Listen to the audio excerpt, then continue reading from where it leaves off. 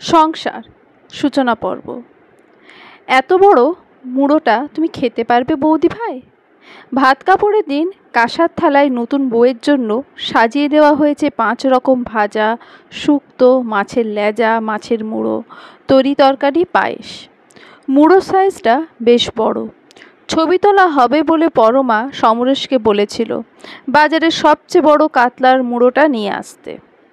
বইয়ের কথা বরাবরই শুনে এসেছে সমরেশ, এবারও তার ব্যতিক্রম হয়নি। ভাত কাপড় অনুষ্ঠানের ছবি তোলার পালা শেষ, এবার নতুন বউ খেতে বসবে। সেই সময় বড় মুড়োটার দিকে তাকিয়ে পায়েল কথাটা বলে উঠল। সমরেশ আর পরমার একমাত্র মেয়ে পায়েল, বাড়ির সববার বড্ড আদরের, এমনকি সুজয়েরও। মাছের মুড়ো, মাছের ভালো পিসটা, পছন্দের মাংসটা তার পাতেই সবার আগে তুলে দেয় পরমা। মুড়ো খেতে বরাবরই ভালোবাসে পায়েল, এত বড় মুড়ো তার নজর কাড়বে সেটাই স্বাভাবিক। অনুষ্ঠান উপলক্ষে উপস্থিত আত্মীয় স্বজনরা বুঝে গেলেন নতুন বউয়ের পাতে দেওয়া মুড়োটা পায়েলের পছন্দ হয়েছে, সেটা খেতে চায় সে। কিন্তু নতুন বউ অপূর্বা পায়েলের স্বভাবের সঙ্গে পরিচিত নয়। হাসি মুখে সে বলে উঠল, আমার না মুড়ো খেতে ভীষণ ভালো লাগে, আর কাতলা মাছের বড় মুড়ো তো আমার ফেভারিট। তুমি বরং লেজার বাটিটা সরিয়ে নাও। পায়েলের মুখে অন্ধকার ঘনিয়ে এলো। কোনো কিছু পছন্দ করেছে অথচ তাকে দেওয়া হয়নি, এমনটা সে মানতে পারে না সহজে। গম্ভীর মুখে বলে ওঠে, ও লেজা তুমিই খেয়ে নাও বৌদি, মুড়ো যখন খেতে পারবে তখন লেজাটা বা বাদ যায় কেন?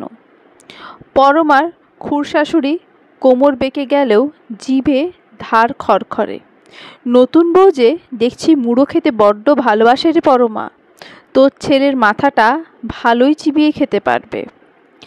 মাথা চিবিয়ে খাওয়ার দরকার আছে কি ঠাম্মা? হেসে বলে ওঠে নতুন বউ। দুজনেই কাজ করি, দুজনেই স্বাবলম্বী, পরস্পরের পাশে থাকবো বলেই বিয়ে করেছি। তাও তোমাদের কথা শুনে ভাত কাপড়ের অনুষ্ঠানটা নিষ্ঠার সাথে পালন করছি। খুড়শাশুড়ি সবার সামনে আর কিছু বললেন না, পাশে দাঁড়িয়ে পরমাকে কানে কানে বলে ওঠে, সাবধানে থাকিস বউ, তোর বৌমা খুব একটা সুবিধার বলে মনে হচ্ছে না, বড় মুখে মুখে চপা। আত্মীয় স্বজনরা নিজেদের মধ্যে কানাকানি করতে লাগলো, কি আশ্চর্য দেখো, নতুন বউ অথচ কোনো বিকার নেই, একটা মাত্র ননদ বলে কথা, একটু না হয় মুড়োটা খেতেই চেয়েছে আবদার করে, সেটুকুও দিতে পারল না। এ বউ নিয়ে পরমার কপালে দুঃখ আছে। আরেকজন বলে উঠল, আরে প্রেম করে বিয়ে তো, ওই জন্যই এত ভাবনা চিন্তা নেই, দিব্যি নিশ্চিন্তে আছে। সব কথাই পরমার কানে আসছিল। এক পাশে দাঁড়িয়ে সে তাকিয়ে দেখছিল পরম যত্নে অপূর্বা মুড়োটা ভেঙে ভেঙে কাটছে। স্বাদে আহ্লাদে মাতা মেয়েটার কানে এসব কথা যাচ্ছে কিনা সন্দেহ। মনের আকাশে বিরক্তির মেঘ জমছিল। এ কেমন মেয়ে পছন্দ করলো তার ছেলে? সামান্য একটা মুড়োর লোভ যে সামলাতে পারে না, সবাইকে মানিয়ে গুছিয়ে নিয়ে সে সংসার করবে কিভাবে? পায়েল তখনই ঘর ছেড়ে চলে গেছে। বউ ভাতে সাজবে বলে ব্র্যান্ডেড দোকান থেকে দামি লেহেঙ্গা কিনেছিল মেয়ে। এখন সে দাদার বউ ভাতে আদেও যাবে কি না কে জানে। যা মুডি মেয়ে, তার পছন্দ মতো কিছু না হলেই মুখ গোমড়া হয়ে যায়। মাছের কয়েকটা মুড়ো ফ্রিজে তোলা ছিল, আত্মীয় স্বজনদের জন্য সকাল থেকেই বাড়ির পেছনে রান্না চেপেছে। মাছও এসেছে দেদার, তার মধ্যে সবচেয়ে বড় মুড়োটা যত্ন করে নিজে হাতে ভেজে পরমা মেয়ের জন্য প্লেটে সাজিয়ে নিয়ে গেলেন। কিন্তু পায়েল কি এত সহজে সব কিছু মেনে নেওয়ার মেয়ে? স্পষ্ট জানিয়ে দিল সে যে মুড়োর জন্য আজ সবার সামনে অপমানিত হয়েছে, সে মুড়ো এ জীবনে আর কখনো ছুঁয়েও দেখবে না। আরে ও তো নতুন বউ, কিভাবে জানবে তোর কি পছন্দ? মিনমিন করে বলার চেষ্টা করলো পরমা। বিরক্তি ভরা মুখে পায়েল ঝংকার দিয়ে ওঠে, তুমি আর ওর হয়ে গান গেও না তো মা, দুদিন মাত্র বিয়ে করে এসে মহারানী ভাবছেন মাথা কিনে নিয়েছেন। সবার সামনে আমাকে বেইজ্জত করা তো। আমিও দেখিয়ে দেব আমার পজিশন এ বাড়িতে কোথায়। সে তো যা খুশি করিস, কিন্তু এই মুড়ো তোকে খেতেই হবে। মুড়ো তোর বাবা কিনে এনেছে, তার মেয়ের ভালো লাগে বলে। তুই না খেলে বাবা কষ্ট পাবে। তখন বুঝি তোর ভালো লাগবে। এবার একটু নিমরাজি হয় পায়েল। বাবাকে বড্ড ভালোবাসে সে। বাচ্চাদের মতো মেয়ের মুখে গ্রাস তুলে দিতে দিতে অপূর্বার ওপর ভয়ঙ্কর রাগ হচ্ছিল পরমার। এখন তার কত কাজ, কিন্তু ওই মেয়ের জন্য তাকে কাজকর্ম ফেলে পায়েলের রাগ ভাঙাতে হচ্ছে। এরপর যে কি হবে কে জানে। পায়েলের রাগ তিনি জানেন। একটা মাত্র মুড়োর জন্য প্রথমেই সম্পর্কটা জটিল হয়ে গেল। মুড়োটা পায়েলকে দিয়ে দিলে কি সমস্যা হতো অপূর্বার। আদরের বৌদি ভাইকে মাথায় তুলে রাখত সে। একটা মাত্র মুড়োর জন্য। রাগের চোটে পরমা ভুলে গেল অপূর্বাও বাপের একমাত্র মেয়ে। পায়েল যেমন তাদের কাছে আদরে মানুষ হচ্ছে, অপূর্বাও সেই একই রকম আদরে মানুষ হয়েছে তার মা বাবার কাছে। তাদের চোখে সেও রাজকন্যা ছাড়া কিছু নয়। বৌভাতের জমকালো অনুষ্ঠানে অপূর্বাকে সাজানোর জন্য নামী মেকআপ আর্টিস্ট বুক করেছিল সুজয়। বাড়ির বাকি মহিলাদের সাজানোর জন্য তার 2 অ্যাসিস্ট্যান্ট আসবে। তারাও যথেষ্ট এফিশিয়েন্ট। কিন্তু সমস্যা বাধল। দুপুর 3:30 নাগাদ গাড়ি থেকে স্যাম ও তার 2 জন সহকারী নামলেন। সুজয়ের সঙ্গে কর্মমদন সেরে বললেন, যদি আপনাদের ঘরটা দেখিয়ে দেন ভারী ভালো হয়। আসলে সাজাতে আমার ঘন্টা 3 তো লাগবেই। কিছু বলার আগেই পায়েল এসে পড়ল। দাদার দিকে তাকিয়ে হালকা হাসল। বৌদি ভাই নয়, আজ আপনার কাছে আমি সাজবো। আমার ঘরে চলুন আপনি। স্যাম হতভম্ব হয়ে একবার পায়েলের দিকে আর একবার সুজয়ের দিকে তাকাতে লাগলো। বিয়ের দিনও অপূর্বা তার তুলির টানে কোণে সেজে হাজারো প্রশংসা কুড়িয়েছে। তার তুলির টানই এমন লোকে মুগ্ধ হয়ে তাকিয়ে থাকে। প্যাকেজে তাকে বুক করেছিল কর্তাগিন্নি। আইবুড়ো ভাত, বিয়ে, রিসেপশন একসঙ্গে। একদিনের মধ্যে কনের মুখ পাল্টে গেল কিভাবে। স্যামের মানসিক পরিস্থিতি টের পাচ্ছিল সুজয়। একটু গম্ভীর মুখে পরিচয় করিয়ে দিল, আমার বোন পায়েল। আসলে ছোট থেকেই বাড়ির সবার আদুরে বলে একটু বেশিই জেদি হয়ে উঠেছে। আপনি চলুন, অপূর্বা আপনার জন্য ওয়েট করছে। আজ এমন সুন্দর সাজাবেন যেন আমার বইয়ের দিক থেকে কেউ চোখ ফেরাতে না পারে। স্বস্তির নিঃশ্বাস ফেলে সুজয়ের সঙ্গে সদ্য বিবাহিতার ঘরের দিকে স্যাম পা বাড়াতে যাবেন। এমন সময় পরমা ছেলের সামনে এসে দাঁড়ালেন। তুই একটু আমার সঙ্গে আয়, একটা দরকার আছে। লোকজনের আড়ালে ছেলেকে নিয়ে গিয়ে বলে উঠলেন, তুই কি চাস আজকের অনুষ্ঠানটা পণ্ড হোক? পায়েল অনুষ্ঠানে না আসুক? আত্মীয় স্বজনরা ঘরের সমস্যা নিয়ে কানাকানি করুক? অশান্তির কালো মেঘ ঘনিয়ে উঠুক বাড়িতে? এমনিতেই তোর বউ দুপুরে যা কীর্তি করেছে তাতে পায়েল অসম্ভব রেগে আছে। একটু সাজতেই তো চেয়েছে মেয়েটা। অ্যাসিস্ট্যান্টরা সাজালে অপূর্বাকে কি কম সুন্দর লাগবে? আজ যদি পায়েল পছন্দের মেকআপ আর্টিস্টের কাছে সাজতে না পায় তবে কিন্তু বাড়িতে লঙ্কা কাণ্ড বাঁধবে। তুই মেকআপ আর্টিস্টকে বল আজ পায়েলকে সাজিয়ে দিতে। কি বলছো তুমি মা? আজ অপূর্বার জন্য একটা বিশেষ দিন। কত আশা করে মেয়েটা পছন্দের মেকআপ আর্টিস্ট বুক করেছে। আজকের দিনটা তাকে বিশেষ লাগবে বলে। তাহলে আর কি, আজ থেকেই বইয়ের জন্য একমাত্র বোনের সঙ্গে ঝগড়া শুরু কর। রিসেপশন পার্টিতে তোরা দুজনেই সেজেগুজে যা। পায়েল যদি না যেতে চায় তাহলে তো আমার আর যাওয়া হবে না। দেখ তোর বাবা আবার যেতে পারে কি না। কি বলছো তুমি মা? তোমরা না গেলে গেস্টদের আপ্যায়ন করবে কে? একটা দীর্ঘশ্বাস ফেলল সুজয়। সে ভাবেনি তার বিয়ে উপলক্ষে এমন সমস্যার সূত্রপাত হবে। স্যামের কাছে গিয়ে ফ্যাকাশে হেসে বলল, আমার বোনকেই সাজিয়ে দিন আপনি। আপনার 2 জন অ্যাসিস্ট্যান্টকে আমি অপূর্বার কাছে নিয়ে যাচ্ছি। স্যামের বদলে তার সহকারীদের দেখে খানিক অবাক হলেও মুখে কিছু বলল না অপূর্বা, শুধু চোখের ইশারায় বুঝিয়ে দিল সব কিছু। মাথা নিচু করে সুজয় বলল, জানোই তো পায়েল আমার থেকে 5 বছরের ছোট, বাড়ির সবার বড্ড আদরের, তাই বোধহয় একটু জেদি, কিন্তু মনটা ওর খুব ভালো। স্যামের হাতে সাজতে চেয়েছিল আমার বোনটা, কিভাবে না বলি বলো। একটু থামলো।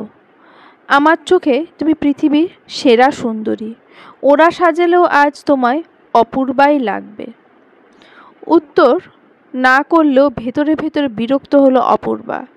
সুজয়ের কাছে অনেকবারই তার এই বোনের কথা শুনেছে, তেমন একটা গুরুত্ব দেয়নি। আজ মনে হচ্ছে ভুল করেছে, গুরুত্ব দেওয়া উচিত ছিল। এই বাড়ির সবাই মেয়েটাকে নিয়ে বড্ড বেশি আদিক্ষেতা করে। আজ তার দিন, এই দিনে কিভাবে মেয়েটা। আমায় খুব সুন্দর করে সাজাবেন কিন্তু, যেন কেউ চোখ ফেরাতে না পারে। স্যামের দিকে তাকিয়ে মিষ্টি করে হাসল পায়েল। মেয়েটা সত্যিই সুন্দরী, মনে মনে স্বীকার করল স্যাম। রং তুলি কথা বলতে শুরু করলো হাতে। নিজেকে আয়নায় দেখতে দেখতে হাসছিল পায়েল। দুপুরবেলা মুড়োটা নিয়ে আমায় সবার সামনে অপমান করেছিলেন না, আজ রাত্রে বুঝতে পারবে সবাই কাকে বেশি সুন্দরী বলে, তোমাকে না আমাকে। রিসেপশন পার্টিতে সারাক্ষণ বৌদি ভাইয়ের পাশেই লেপ্টে থাকলো পায়েল। কয়েকবার অবশ্য সরতে হলো স্বামী স্ত্রীর যৌথ ফটো নেওয়া হবে বলে।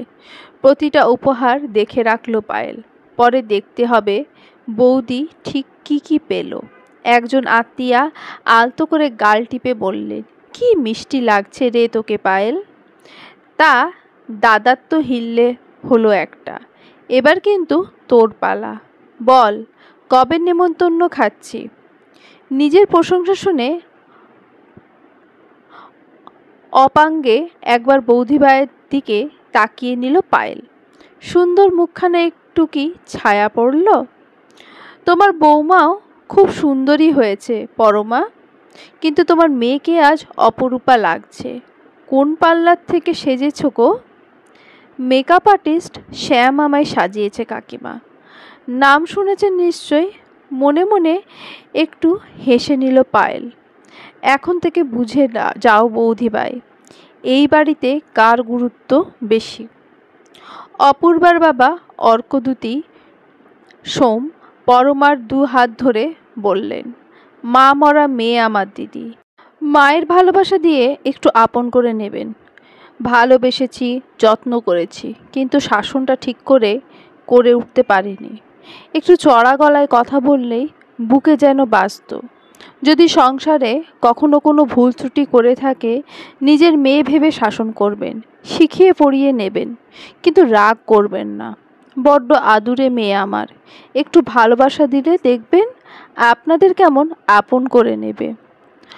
অনেক রাতে অনুষ্ঠান শেষে ব্যাঙ্কোয়েট থেকে ফিরল সবাই। আচার অনুষ্ঠান পর্ব ছোট করে মেটানো হলো। ফুল দিয়ে সাজানো ঘরে ঢুকতেই সুজয়ের দিকে তাকিয়ে একগাল হেসে বলে উঠল পায়েল, বুঝলি দাদা ভাই, আজ কিন্তু আমি বৌদি ভাইয়ের সঙ্গে শোব। সারা রাত্রি দুজনে অনেক গল্প করব।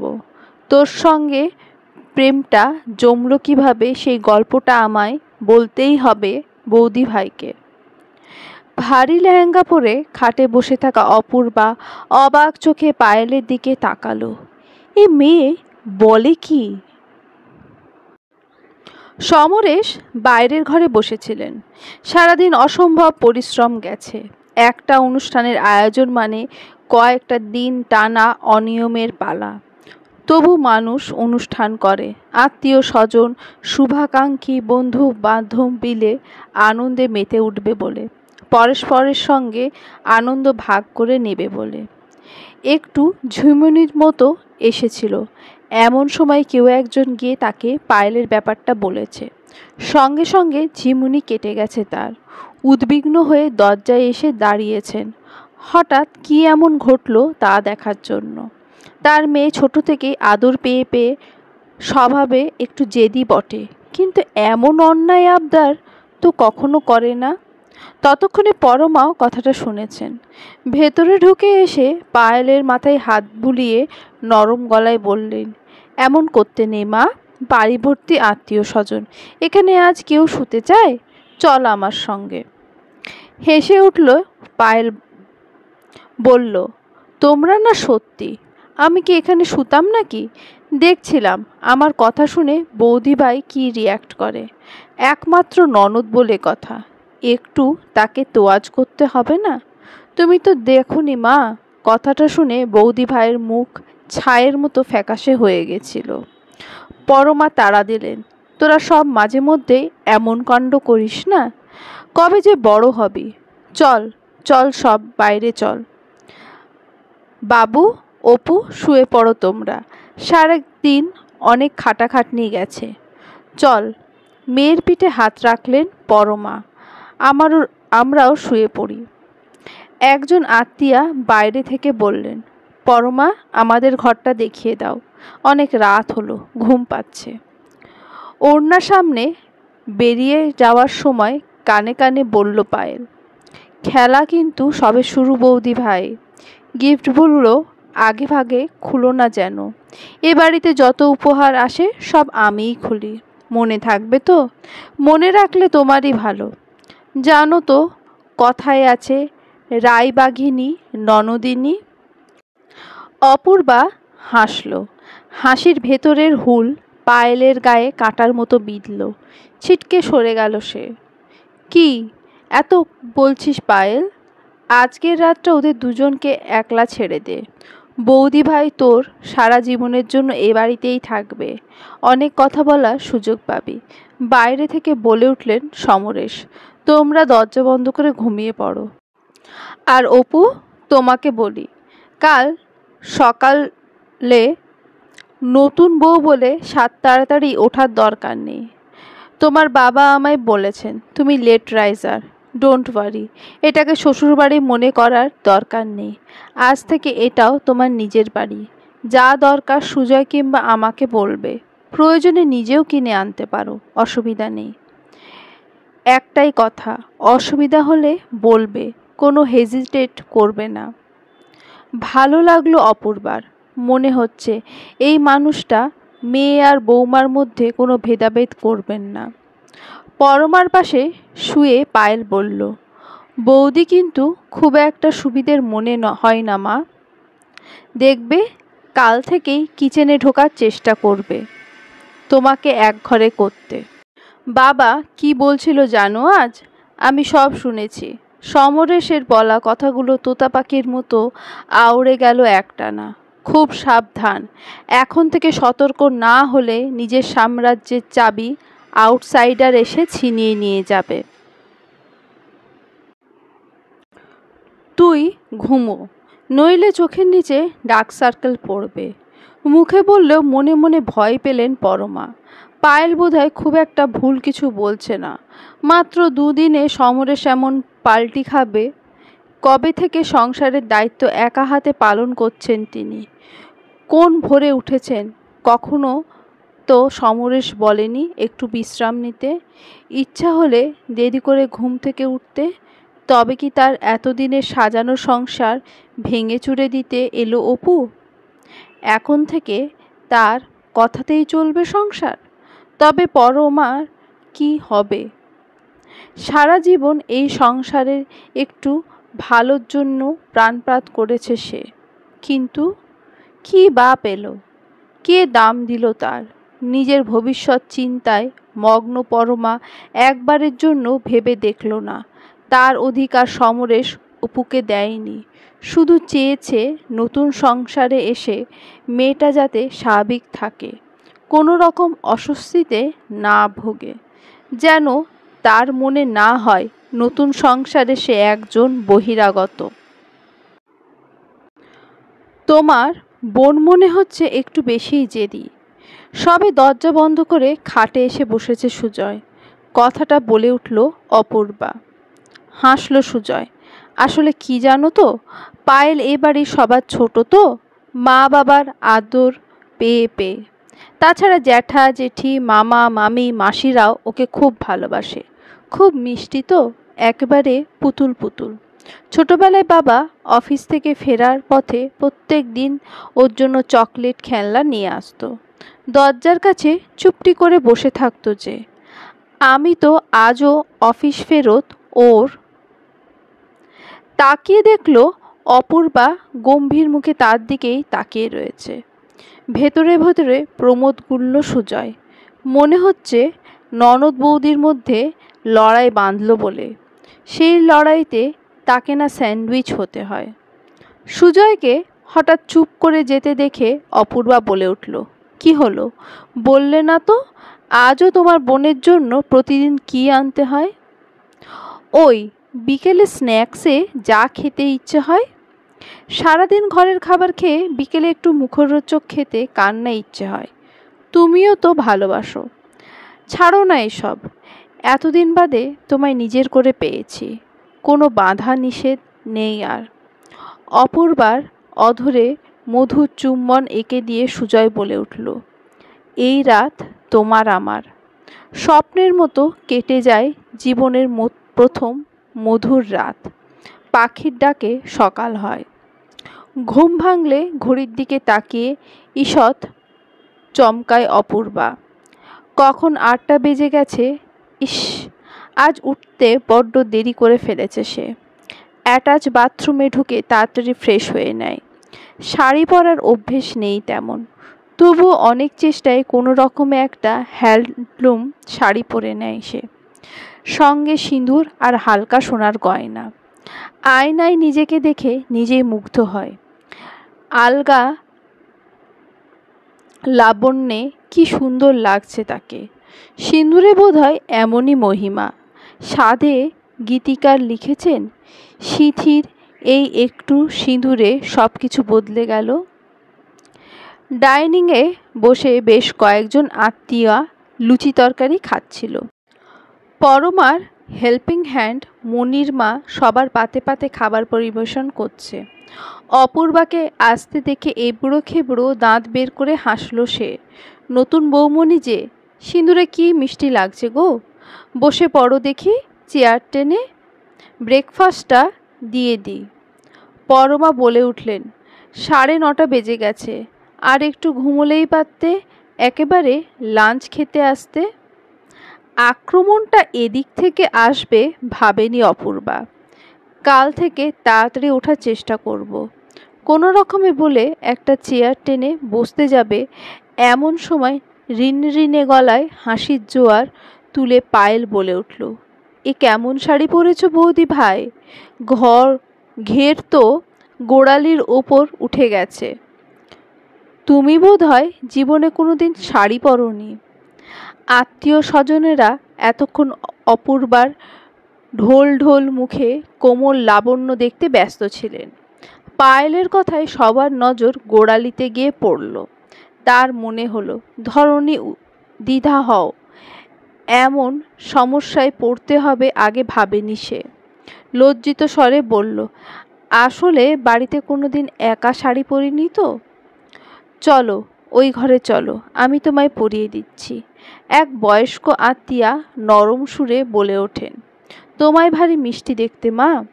সংসার বড় কঠিন ঠাই, তবু বলবো সবাইকে নিয়ে সুখে আনন্দে থেকো। সুখ পাওয়া কি এতই সহজ জিনিস? পায়েল থাকতে কোনো কিছুই সহজে পাবে না তুমি বৌদি ভাই। সময় সুযোগ বুঝে এমন ব্রেন ওয়াশ করব, বুঝবে প্রথম দিনই এসে ননদের মুখের গ্রাস ছিনিয়ে নিয়ে কি ভুলটাই না করেছো তুমি। ব্রেকফাস্ট সেরে ঘরে বসেছিল অপূর্বা। সুজয় গেছে নিচে তুতো ভাই বোনদের সঙ্গে আড্ডা দিতে। গতকাল অনুষ্ঠান শেষে প্রচুর কাবাব বেঁচে গেছে। মুখ চলছে, তার সঙ্গে গল্পও চলছে জমিয়ে। অপূর্বাকেও যেতে বলেছিল নিচে, কিন্তু ক্লান্তির অজুহাতে যায়নি সে। খানিকক্ষণ সময় চায় তার একা ভাবার জন্য। পায়েল যে বড্ড বাড়াবাড়ি শুরু করেছে, সেটা পদে পদে বুঝতে পারছে সে। মেয়ের ভালোবাসায় অন্ধ পরমা না বুঝেই তাতে তাল মেলাচ্ছেন, কিন্তু কিছু একটা তাকে করতেই হবে। নতুন বিয়ে হয়েছে বলে চুপ করে বসে থাকলে চলবে না। সে বোকা নয়, মেনে নেবে না, আবার অযথা জটিলতা সৃষ্টিও করবে না। হাসি মুখে ব্যাপারটা সামলে নেবে, হয়ে উঠবে কৌশলী গিন্নি। বিয়ের আগেও পরমার সঙ্গে বেশ কয়েকবার কথা হয়েছে তার। মানুষটাকে ভালোই মনে হয়েছিল, কেবলমাত্র মেয়ের প্রতি একটু বেশি মাত্রায় স্নেহপ্রবণ। মন্দ লাগেনি অপূর্বার। ভেবেছিল মারা বুঝি এমনই হন। অনেক ছোট বয়সে মাকে হারিয়েছে সে। ভেবেছিল এ বাড়িতে এসে নতুন মা পাবে, কিন্তু পরিস্থিতি যেদিকে এগোচ্ছে তাতে ব্যাপারটা ক্রমশই জটিল হয়ে পড়ছে। কিন্তু এক্ষুনি সে হাল ছাড়বে না। মনে পড়ল অপূর্বার। ও বাড়ি থেকে আসার সময় বাবার চোখে জল থাকলেও মেয়ের হাত চাপ দিয়ে একটা কথাই বলেছিলেন তিনি, গড়তে অনেক সময় লাগে মা, লাগে শ্রম, লাগে ধৈর্য, কিন্তু ভাঙতে দু একটা মুহূর্তই যথেষ্ট। তুমি বুদ্ধিমতী মা, আমি জানি তুমি পারবে। সেই মুহূর্তে না বুঝলেও এই সংসারে এসে প্রতি পদক্ষেপে বুঝতে পারছে কেন বাবা তখন তাকে এই কথাগুলো বলেছিল। পরিস্থিতি সামলাতে হবে তাকে বুদ্ধিমত্তার সঙ্গে। পায়েলের সঙ্গে মোটেও সে খারাপ ব্যবহার করবে না, কিন্তু বুঝিয়ে দেবে ইট ছুঁড়লে পাটকেলটা খেতে হয়। সন্ধ্যাবেলা সবাই মিলে গিফট দেখতে বসা হবে, এমনটাই কথা হয়ে আছে। খেয়ে দেয়ে দুপুরবেলা ক্লান্ত সবাই ঘুমোচ্ছিল। সেই ফাঁকে মনির মায়ের সাহায্য নিয়ে ইভিনিং স্ন্যাক্স অপূর্বা বানিয়ে ফেলল। Dry chilli chicken, fish momo আর চাইনিজ সিঙ্গারা। সন্ধ্যাবেলা সবাই ড্রয়িং রুমে জড়ো হলে মনির মা ট্রলি থেকে খাবার আর কফির পট নিয়ে এলো। অপূর্বা সিল্কের হাউসকোট চাপিয়ে একে একে সবার হাতে তুলে দিল খাবারের প্লেট, সঙ্গে ডিপ হিসেবে সস, কাসুন্দি আর মেয়োনিজ। এমন সুখাদ্য প্লেটে দেখে সবাই তখন হৈ হৈ করে উঠেছে। সুজয়ের একজন কাজিন চাইনিজ সিঙ্গারায় কামড় দিয়ে বলে উঠল, বৌদি তুমি তো দেখছি কামাল করে দিয়েছ। মনে হচ্ছে এই সুস্বাদু সিঙ্গারার জন্য মাঝে মধ্যেই মাসির বাড়ি ভিজিট করতে হবে। আরেক কাজিন ঘাড় নেড়ে বলে, তোর সঙ্গে আমিও আসবো ভাবছি। পরমার দিকে তাকে ছন্দ ভয়ে সুরে বলে উঠল, কি গো মাসি, তুমি আবার তখন তাড়িয়ে দেবে না তো? পরমা হেসে কৃত্রিম পিটুনি দেওয়ার ভঙ্গি করলেন। তার ভুরু দুটো কুঁচকে রইল। তার হাতে প্লেট দিতে এলে অপূর্বার দিকে তাকিয়ে চাপা গলায় তিনি বলে উঠলেন, তুমি আবার এসব কখন? আজকের পর থেকে এই সংসার তো আমারও মা। আর কয়েকটা মাত্র দিনই ছুটি আছে, তারপর আমাদের দুজনকেই চাকরিতে বেরোতে হবে। ভাবলাম একটু ভালো মন্দ পদ বানাই আপনাদের জন্য। আসলে কি জানেন তো মা, সুজয়ের আমার হাতে ড্রাই চিলি চিকেন আর চাইনিজ সিঙ্গারা ভারী পছন্দ। যতবার আমাদের বাড়িতে যেত এইগুলো খেতে চাইতো। পাশ থেকে সমরেশ বলে উঠলেন, আজ থেকে আমিও তোমার চাইনিজ সিঙ্গারার ফ্যান হয়ে গেলুম। মারাত্মক টেস্টি। ড্রাই চিলি চিকেনটাও লাজবাব হয়েছে। ছুটির দিনগুলোই এমন সব সুস্বাদু খাবার বানিয়ে খাওয়াতে হবে, কিন্তু তখন না করলে শুনবো না। আর চোখে পরমার দিকে তাকালেন সমরেশ, বোধ হয় সমর্থনের আশায়, কিন্তু কোথায় কি।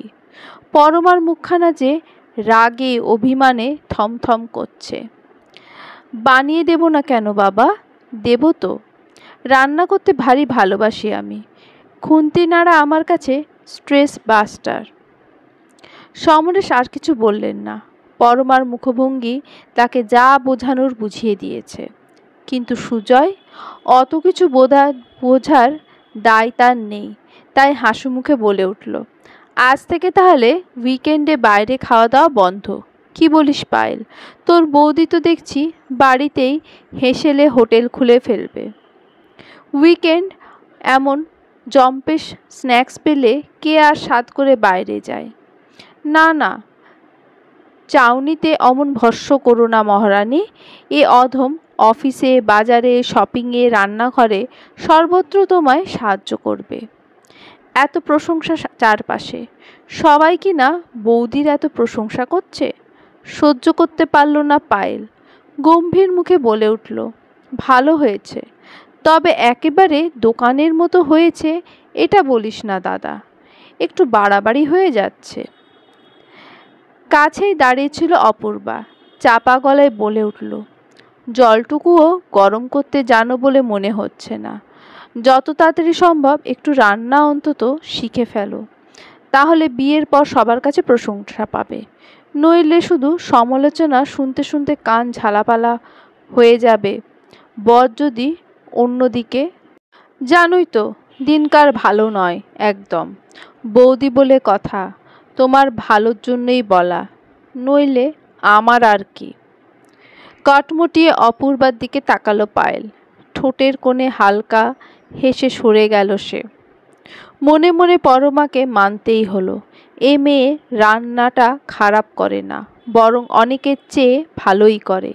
সেই সঙ্গে পায়েলের বলা কথাটা মনে পড়ল, এই মেয়ে এসেছে তার নিজে হাতে যত্নে গড়া সংসার ছিনিয়ে নিতে। এতদিন ধরে অনেক রান্নাই তো করেছেন তিনি, কিন্তু সমরেশ এমন দিল খোলা প্রশংসা করেছে কোনো দিন? বৌমাকে দেখে নিমেষেই সব বদলে গেল। ভেতরে ভেতরে সিদ্ধান্ত নিলেন তিনি, যে কোনো উপায়ে হোক এ সংসারের রাশ নিজের হাতেই রাখতে হবে। হানিমুনে মালয়েশিয়ার টিকিট কাটা থাকলেও সুজয়কে তা বাতিল করতে হলো। না করে উপায় কি? মা হঠাৎ অসুস্থ হয়ে পড়লে কোনো ছেলেই বা মাকে ফেলে বিদেশে ভুঁইয়ে ঘুরতে যেতে পারে? মন খারাপ হলো অপূর্বার। বড় শখ ছিল দুজনে একসঙ্গে বিদেশে যাবে, নিজেদের মতো করে ছুটির দিনগুলো কাটাবে। সেই মতোই সব পরিকল্পনা করেছিল, কিন্তু হঠাৎ করে কী যে ঘটে গেল। সান্ত্বনা দিয়ে বলল সুজয়, আরে সারা জীবন তো একে অপরের সঙ্গেই থাকবো, অ্যানিভার্সিটিতে না হয় মালয়েশিয়ায় যাব। কি বলবে অপূর্বা, কি ভাববে বোঝাবে? এই রোম্যান্টিক মুহূর্তরা 1 বছর বাদে জৌলুস হারাবে। মুহূর্তরা ফিরেনি, মুহূর্তরা ফেরে না। 2 দিন কেটে গেছে, পরমার শরীর একেবারে ওকে। প্রেশার লো হওয়ার কারণে সাময়িকভাবে মাথা একবার ঘুরে গেছিল। ফ্যামিলি ফিজিশিয়ান বলেছিলেন 2-3 দিন রেস্ট নিলে একদম সুস্থ হয়ে যাবেন উনি। আজও এসেছিলেন উনি। ব্লাড রিপোর্ট দেখে প্রেশার মেপে হাসি মুখে বলে উঠলেন, পরমা দেবী আপনি একবারেই বিপদমুক্ত, আর কোনো চিন্তা নেই, আসি আজকে। সুজয় সমরেশ দুজনেই টেনশনে ছিলেন। পরমার বিপদমুক্ত শুনে খুব খুশি। সুস্থতার অনারে বাড়িতে কবিরাজি এলো, সবাই মিলে জমিয়ে খাওয়া দাওয়া হলো। পারিবারিক আসরে অপূর্বা বাকিদের সঙ্গে দিলেও ভেতরে ভেতরে বিন্দুমাত্র খুশি হতে পারল না।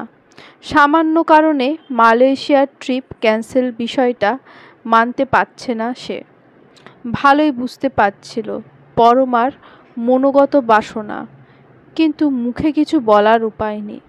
ডাক্তারবাবু নিজে মুখে বলে গেছেন প্রেশার ফল হয়েছিল। কবিরাজি খেতে খেতে সমরেশ হাসি মুখে বলে উঠলেন, সামান্য একটা সমস্যার জন্য তোদের যাওয়াটা ক্যান্সেল হয়ে গেল, আমার খুব খারাপ লাগছে বুঝলি। পরমাও ঘাড় নাড়লেন, যদিও তার মুখ দেখে মনে হলো না বিন্দুমাত্র খারাপ লেগেছে। কি হলো, সবাই ওভাবে চুপ করে গেলে কেন? ইতনা সন্নাটা কিউ হে ভাই? হেসে উঠলেন সমরেশ, ভাবছি দুধের স্বাদ ঘোলে মেটানোর ব্যবস্থা করলে কেমন হয়। চল সবাই মিলে বরং সিকিম বেরিয়ে আসি। ফ্লাইটের বন্দোবস্ত আমি করেছি, তুই হোটেলের রুমগুলো দেখে নিস। উচ্ছ্বসিত কণ্ঠে পায়েল বলে উঠল, আমরা সবাই বেড়াতে যাব একসঙ্গে? শোন দাদা, আমার রুমে যেন ব্যালকনি থাকে, আর জানলা দিয়ে যেন কাঞ্চনজঙ্ঘা দেখা যায়। বড় রুম নিবি উইথ ব্রেকফাস্ট বুফে। অত চিন্তা করছিস কেন? ভালো হোটেল ছাড়া আমরা কখনো থেকেছি? তোর বৌদিভাবে ছুটি শেষ হয়ে আসছে না? যত তাড়াতাড়ি সম্ভব গোছগাছ সেরে ফেল। আর তোমরাও বৌমা, বেশি দেরি করো না মা। অদ্ভুত এক ভালো লাগায় মন ভরে যাচ্ছিল অপূর্বার। সংসারে এই মানুষটাই কেবল বুঝেছে তার ভারী মন খারাপ হয়েছে, তাই ঘুরতে যাওয়ার পরিকল্পনা করেছে। অনেক ছোটবেলায় সিকিম গেছিল সে। রাত্রিবেলা ব্যালকনিতে একাকী দাঁড়িয়েছিল অপূর্বা। ভাবছিল তাদের আসন্ন ভ্রমণের কথা। ছোট থেকেই পাহাড় তার ভারী পছন্দের। বাবা আর মেয়ে মিলে এক সপ্তাহের নোটিশে কাশ্মীর চলে গেছিল। কি অপূর্ব সৌন্দর্য তার, অনির্বচনীয় সেই রূপ। পাহাড়ের গায়ে যখন ধাক্কা দেয় মেঘ, ঝরে পড়ে ভূতলে, তার তুলনা কি বা? বিশালাকৃতি পাহাড়ের পাদদেশে দাঁড়িয়ে নতজানু হতে ইচ্ছে জাগে। মনে হয় এই বিপুল কলেবর বৃহৎ উচ্চতার সামনে কত ছোট আমি, কত ক্ষুদ্র। তবু কি ভীষণ অহং বোধে আচ্ছন্ন আমার হৃদয়। একবার যদি ওই বিরাটত্বকে আপন করে নিতে পারতাম, তবে বোধহয় এই ক্ষুদ্র অহং সরে যেত দূরে। মানুষের জন্য মানুষের এই অনুভূতি জন্ম নিত হৃদয়। ভাবনা এমন আকুল করল হৃদয়। সেই রাতে ঘুম আসতে চাইল না অপূর্বার। পাশে সুজয় গভীর ঘুমে আচ্ছন্ন। ভাবল খানিক করিডোরে পায়চারি করলে নিশ্চয়ই ঘুম এসে যাবে। এমন সময় সে চাপা গলার স্বর শুনতে পেল। পরমার ঘরের ভেতরে কারা যেন কথা বলছে না? অপূর্বা জানে পায়েল মায়ের সঙ্গে ঘুমায়। এত রাতে তবে দুজনে জেগে রয়েছে। ডাক্তারবাবু যে মাকে বিশ্রাম নিতে বললেন। তাহলে পারলাম তো বল। ভাগ্যিস দুদিন না খেয়েছিলুম, তাই তো প্রেশারটা অত লো হলো। তোকে বলেছিলাম না, আমি অসুস্থ হলে বাবু কখনোই আমায় ছেড়ে যাবে না। সবার ওপর মা, বুঝেছিস? যতই প্রেম করে বিয়ে করুক অপূর্বাকে, কোনো দিন আমার জায়গা নিতে পারবে না। কিন্তু মা, তুমি যদি মাথা ঘুরে পড়ে যেতে? অত সোজা না। আমি নিজের ওপর কন্ট্রোল হারাই না। নইলে কি আর অত বড় যৌথ পরিবার ভেঙে তোর বাবাকে নিয়ে আলাদা চলে আসতে পারতাম? কিন্তু মা, দাদা কি আর আমায় আগের মতো ভালোবাসবে? বাসবে রে বাসবে। অপূর্বা মেয়েটা তো খারাপ নয়। তাছাড়া আমরা তো রইলামই, ব্যালেন্স করে চলতে হবে। তাহলেই দেখবি কর্তাগিন্নি দুজনেই হাতের মুঠোই থাকবে। একটা কথা কি জানিস, সংসার বড়ই সহজ জায়গা নয়। হাসলেন পরমা। মাঝে মধ্যে তুমি এমন এমন কথা বলো, সব মাথার উপর দিয়ে বেরিয়ে যায়। কি বলতে চাইছো খোলসা করে বলো দেখি। তোকেও সংসারে যেতে হবে একদিন, মনে রাখবি। সহজে কেউ জায়গা ছেড়ে দেয় না। প্রথম প্রথম আমাকেও তো কম সহ্য করতে হয়নি। তোর ঠাকুমার কি দাপট তখন। বনেদি বংশের দোহাই দিয়ে এক কথায় আমার চাকরি গেল, গান গেল। বাবু আসতেই চার দেওয়ালের মধ্যে আবদ্ধ হয়ে পড়লাম। তারপর তুই এলি। জীবন কানায় কানায় ভরে উঠল, কিন্তু শখ গেল মরে। একবারও তোর বাবা নিজের মায়ের বিরুদ্ধে প্রতিবাদ করল না। অথচ একটা বার যদি মেরুদণ্ড সোজা করত, সেদিন এভাবে আক্ষেপ বুকে নিয়ে বেঁচে থাকতে হতো না। আমিও তখন ভাবলাম সারা জীবন সহ্য করব কেন, কাঁটা দিয়ে কাঁটা তুলব। বাবুকে ভালো স্কুলে পড়ানোর নামে চলে এলাম শহরে, তোর বাবার কাজের জায়গায়। দু একবার দেশের বাড়িতে ফিরে গেলেও শাসনেই থাকতে হয়েছে। সেজন্যই বোধহয় গোয়াল ভরা গরু, পুকুর ভরা মাছকে ভালোবাসতে পারিনি কোনো দিন। তোর ঠাকুমার শেষ দিকে প্রয়োজনে সেবা করেছি, কিন্তু কর্তব্যের তাগিদে, ভালোবেসে নয়। ভালোবাসা না পেলে ভালোবাসা আসে না। একটা দীর্ঘশ্বাস ফেললেন পরমা। নিজের মনে বলতে লাগলেন, অতি সাধারণ দুটো রান্না রেঁধে আজ সবার কাছে প্রশংসা পাচ্ছে অপূর্বা। তার চেয়ে অনেক কঠিন রান্না আমি নিয়মিত রান্না করেছি। প্রশংসা তো দূরের কথা, নুন ঠিক হয়নি, ঝাল কম বেশি নিয়েও হাজারো কথা শুনেছি। অন্য কেউ নয়, নিজের স্বামীই শুনিয়েছে। আজ অপু বাবুর ঘুরতে যাওয়া হয়নি বলে সান্ত্বনা পুরস্কার হিসেবে তোর বাবা সিকিম ঘুরতে যাওয়ার বন্দোবস্ত করেছে। কিন্তু আমার কথা কে ভেবেছে কোনো দিন? হানিমুনে যাওয়ার আগে ছোট দেওয়ারের কি একটা কম্পিটিটিভ এক্সামের ডেট পড়ল। তোর বাবা অঙ্ক রিজনিং দেখিয়ে দিত, ক্যান্সেল হলো বেড়াতে যাওয়া। পরীক্ষা হলো, ছোট দেওর চাকরি হলো, বিয়ে পর্যন্ত হয়ে গেল। কিন্তু কটা বছরে তোর বাবা আর ঘুরতে যাওয়ার কথা তুললই না। তারপর তোদের সঙ্গে নিয়ে অনেক দেশ বিদেশ ঘুরেছি, কিন্তু ওই বিশেষ মুহূর্তটা আর আমার জীবনে ফেরেনি। আমার বুকে চাপা কষ্টের খবর কে রেখেছে? কে কোনো দিন জানতে চেয়েছে আমি ভালো আছি কি না? তাই তো তোকে দুনিয়ার সব খুশি মুঠো ভর্তি করে দিতে চায়, নিজের অপূর্ণ স্বাদ মেটাতে চায় তোর মধ্যে দিয়ে। মেয়ের পিঠে হাত রাখলেন পরমা। ততক্ষণে পায়েল ঘুমিয়ে কাঁদা। মনোজগতে ছোটোখাটো একটা বিস্ফোরণ ঘটে যায় অপূর্বার। এভাবে তো কখনো ভাবেনি সে। প্রতিটা মানুষের আচরণের পেছনে এক অন্তর্নিহিত অর্থ থাকে। বহুদিন আগে কোথায় যেন পড়েছিল সে, আজ তা চোখের সামনে দেখতে পাচ্ছে। পরমাকে ভালোবাসতে হবে, ভালোবেসে আপন করে নিতে হবে। নিজের শখ শৌখিনতাকে তালাবন্ধ করে সবার জন্য শুধু করেই গেছে সারা জীবন, বদলে পায়নি কিছু। মান্যতা পাবে পরমা, ব্যবস্থা করবে অপূর্বা। পায়েলের মনের গভীরেও ডুব দিতে হবে। কেন তার মনের গভীরে এত অন্ধকার, এত হিংসা? তার তো কোনো অভাব নেই, ভালোবাসায় আদরে যত্নে সে পরিপূর্ণ। তবে অপূর্বা ভাবল, এই তবেই উত্তরই তাকে খুঁজে বার করতে হবে। চলবে।